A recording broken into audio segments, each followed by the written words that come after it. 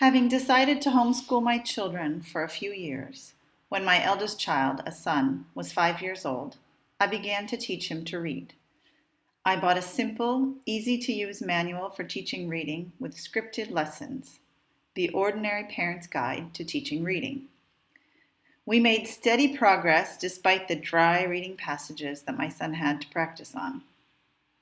It became clear to me as I continued through the book that it was written from a very white Christian perspective. Other cultures were never present in the text, not by mention of holidays, traditions, or even diversity of names. One lesson was so overtly Christian that I decided to rewrite it for my son. Although it was a helpful tool in technically teaching my son to read, I did not continue to use this book for my other two children. Had it been a text mandated by a public institution, I feel it would have been unjust to use in a classroom.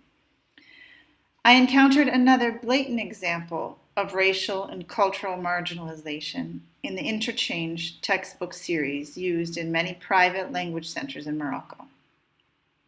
Using techniques of critical discourse analysis, I conducted a linguistic analysis of a unit of the text and concluded that it promotes a pro-American consumerist ideological agenda.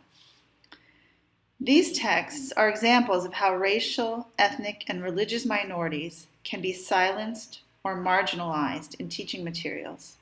And my experiences with these materials has made me aware of how important it is to consider the ideological stance and not just the technical adequacy of any texts that are being used for teaching.